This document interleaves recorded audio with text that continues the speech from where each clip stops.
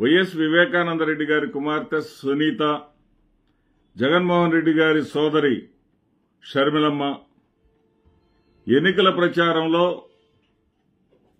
వివేకానంద రెడ్డి గారి హత్యను ఏ విధంగా జగన్మోహన్ రెడ్డి గారిని ఓడించడానికి ఒక ఆయుధంగా, ఒక అస్త్రంగా వాడుకున్నారో మనం అందరం కళ్ళారా చూశాం. నరికి చంపారంటూ అక్కా చెల్లెళ్ళిద్దరు కూడా జగన్మోహన్ రెడ్డి గారి మీద మరి జంట శూర్పణఖల్లాగా ఏ విధంగా విరుచుకుపడ్డారో వాళ్ల ప్రయత్నం అనేది ఒకవేళ పులివెందుల జగన్మోహన్ రెడ్డి గారిని, కడపలో అవినాష్ రెడ్డి గారిని ఓడించలేకపోవచ్చు కానీ రాష్ట్రం మొత్తం కూడా ఏదే జరిగింది, సొంత చెల్లెళ్లే రోడ్డు మీద పడి కొంగు చాచి అడుగుతా ఉన్నారని చెప్పేసి రాష్ట్రం మొత్తం కూడా వైఎస్ఆర్సీపీకి చావు దెబ్బతీసిన మాట వాస్తవం.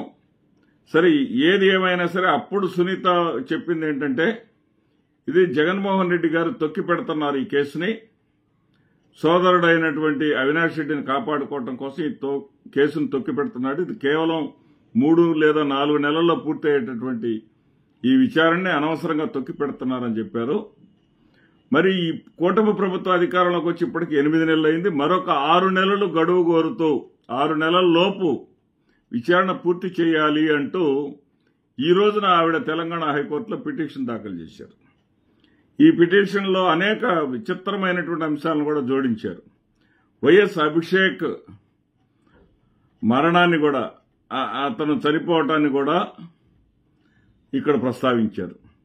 అదేవిధంగా దస్తగిరిని, వీళ్ళందరినీ కూడా ప్రతివాదులుగా చేరుస్తూ వాళ్ళందరికీ మళ్లీ నోటీసులు ఇవ్వాలని చెప్పేసి కోరారు. ఇక్కడ తెలంగాణ హైకోర్టు కీలకమైనటువంటి ప్రశ్నలు సంధించింది. మీరు ఒకవైపు 6 నెలల్లో పూర్తి కావాలంటున్నారు, మరొక వైపునేమో వీళ్ళందరినీ మళ్లీ ప్రతివాదులుగా చేర్చమని చెప్పేసి వీళ్ళందరినీ కూడా మీరు అంటా ఉన్నారు. మరి వీళ్ళందరినీ చేర్చాలంటే మళ్లీ కథ మొదటికి వస్తుంది కదా అని చెప్పేసి అడిగి, సరే ఇది ఏమైనా సరే తర్వాత చూద్దామమ్మా, ఫిబ్రవరి 4వ తారీఖున ఈ విషయం మీద మాట్లాడదామని చెప్పేసి ఫిబ్రవరి 4కి దీన్ని వాయిదా వేయటం జరిగింది. ఇక్కడ మరొక ఆసక్తికరమైనటువంటి విషయం ఏంటంటే, ఆవిడ వేసినటువంటి పిటిషన్లో పేర్కొన్నటువంటి అంశమే, సిబిఐ హార్డ్ డిస్కుల్లో 13 లక్షలుగా ఫైల్స్ ఉన్నాయంట. 13 లక్షల పైగా ఉన్నటువంటి ఫైల్స్ లో ఇప్పటికి ఓపెన్ అయినటువంటి ఫైల్స్ 13,700 అంటే 13,700 మాత్రమే ఇప్పటికి ఓపెన్ చేశారు. ఓపెన్ కావాల్సినటువంటి ఫైల్స్ చాలా ఉన్నాయి, లక్షల్లో ఉన్నాయి. మరి వేగవంతంగా జరపండి అని చెప్పేసి ఇప్పుడు కొత్తగా పిటిషన్ వేశారు. అంటే ఇన్ని ఫైల్స్ ఉన్న సంగతి, ఇంత విచారణ జరగాల్సి ఉన్న సంగతి ఆ రోజున సునీత గారికి తెలియదా? అంటే జగన్మోహన్ రెడ్డి గారిని రాజకీయంగా దెబ్బతీయటం కోసం చంద్రబాబు నాయుడు గారికి అమ్ముడుపోయి చేసినటువంటి ప్రచారం కాదా అది?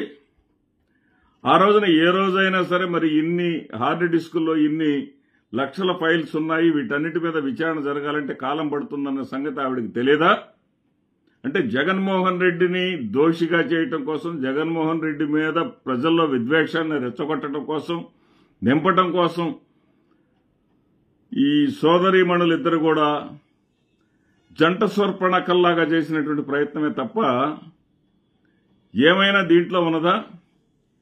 ఎట్లా ఎంత ఆశ్చర్యం వేస్తా ఉంటుందంటే వీళ్ళ యొక్క దుర్మార్గమైనటువంటి ప్రవర్తన చూస్తూ ఉంటే, ఒక రక్త సంబంధీకులు పైగా ఒకప్పుడు అనుకునేవాళ్ళు వైఎస్ కుటుంబం అంటే ఆదర్శనీయమని, 700 మందితో పెద్ద కుటుంబం అని, జగమంత కుటుంబం అని, ఆ కుటుంబంలో అన్ని రకాల వాళ్ళు ఉన్నారని, రాష్ట్రానికి ఆదర్శనీయమని చెప్పుకునేటటువంటిది పోయి ఈ రోజున ఏ స్థాయికి వచ్చిందంటే, వీళ్ళిద్దరి వల్ల వాళ్ళ కుటుంబానికి అరిష్టం అనేది ఏర్పడిందంటంలో ఎలాంటి సందేహం లేదు. అంటే రాజకీయ ప్రయోజనాల కోసం ఎంతకైనా దిగజారుతారు. కుటుంబాలు లేవు, బంధాలు లేవు, ఏమీ లేవు. ఈ దేనికైనా ఏ స్థాయికైనా దిగజారుతారనటానికి ఈ జంట శూర్పణఖలే మనకి ఆధునిక కాలంలో తాజా ఉదాహరణలను చెప్పక తప్పని పరిస్థితి. నమస్తే. వైఎస్ వివేకానంద రెడ్డి గారి కుమార్తె సునీత, జగన్మోహన్ రెడ్డి గారి సోదరి షర్మిలమ్మ ఎన్నికల ప్రచారంలో వివేకానందరెడ్డి గారి హత్యను ఏ విధంగా జగన్మోహన్ రెడ్డి గారిని ఓడించడానికి ఒక ఆయుధంగా, ఒక అస్త్రంగా వాడుకున్నారో మనం అందరం కళ్ళారా చూశాం. నరికి చంపారంటూ అక్కా చెల్లెళ్ళిద్దరు కూడా జగన్మోహన్ రెడ్డి గారి మీద మరి జంట శూర్పణఖల్లాగా ఏ విధంగా విరుచుకుపడ్డారో వాళ్ళ ప్రయత్నం అనేది ఒకవేళ పులివెందుల జగన్మోహన్ రెడ్డి గారిని, కడపలో అవినాష్ రెడ్డి గారిని ఓడించలేకపోవచ్చు, కానీ రాష్ట్రం మొత్తం కూడా ఏదే జరిగింది, సొంత చెల్లెళ్లే రోడ్డు మీద పడి కొంగు చాచి అడుగుతా ఉన్నారని చెప్పేసి రాష్ట్రం మొత్తం కూడా వైఎస్ఆర్సీపీకి చావు దెబ్బతీసిన మాట వాస్తవం. సరే, ఏది ఏమైనా సరే అప్పుడు సునీత చెప్పింది ఏంటంటే, ఇది జగన్మోహన్ రెడ్డి గారు తొక్కి పెడుతున్నారు ఈ కేసుని, సోదరుడైనటువంటి అవినాష్ రెడ్డిని కాపాడుకోవడం కోసం ఈ కేసును తొక్కి పెడుతున్నాడు, ఇది కేవలం 3 లేదా 4 నెలల్లో పూర్తయ్యేటటువంటి ఈ విచారణని అనవసరంగా తొక్కి పెడుతున్నారని చెప్పారు. మరి ఈ కూటమి ప్రభుత్వ అధికారంలోకి వచ్చి ఇప్పటికి 8 నెలలు అయింది. మరొక 6 నెలలు గడువు కోరుతూ 6 నెలల లోపు విచారణ పూర్తి చేయాలి అంటూ ఈ రోజున ఆవిడ తెలంగాణ హైకోర్టులో పిటిషన్ దాఖలు చేశారు. ఈ పిటిషన్లో అనేక విచిత్రమైనటువంటి అంశాలను కూడా జోడించారు.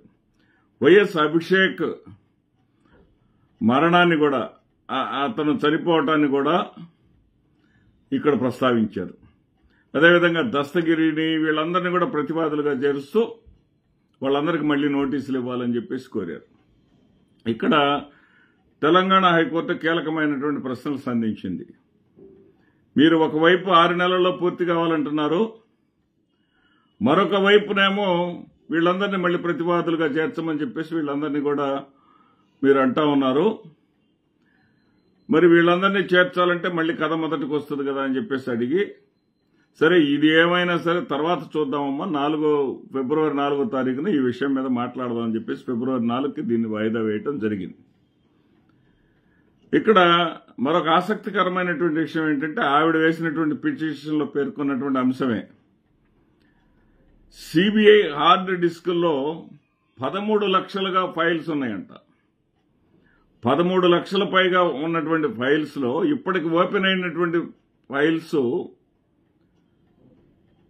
13,700 అంటే 13,700 మాత్రం ఇప్పటికి ఓపెన్ చేశారు.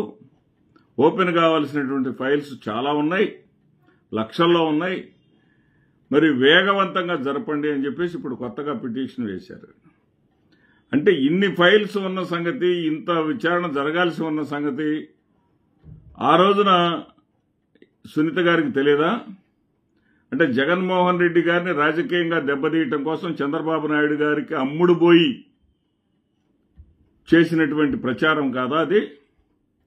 ఆ రోజున ఏ రోజైనా సరే మరి ఇన్ని హార్డ్ డిస్కుల్లో ఇన్ని లక్షల ఫైల్స్ ఉన్నాయి, వీటన్నిటి మీద విచారణ జరగాలంటే కాలం పడుతుందన్న సంగతి ఆవిడకి తెలియదా?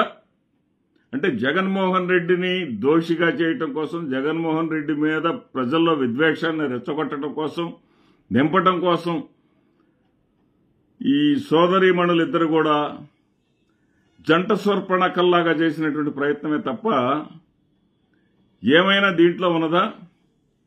ఎట్లా ఎంత ఆశ్చర్యం వేస్తూ ఉంటుందంటే వీళ్ళ యొక్క దుర్మార్గమైనటువంటి ప్రవర్తన చూస్తూ ఉంటే, ఒక రక్త సంబంధీకులు పైగా ఒకప్పుడు అనుకునేవాళ్ళు వైఎస్ కుటుంబం అంటే ఆదర్శనీయమని, 700 మందితో పెద్ద కుటుంబం అని, జగమంత కుటుంబం అని, ఆ కుటుంబంలో అన్ని రకాల వాళ్ళు ఉన్నారని, రాష్ట్రానికి ఆదర్శనీయమని చెప్పుకునేటటువంటిది పోయి ఈ రోజున ఏ స్థాయికి వచ్చిందంటే, వీళ్ళిద్దరి వల్ల వాళ్ళ కుటుంబానికి అరిష్టం అనేది ఏర్పడిందంటంలో ఎలాంటి సందేహం లేదు.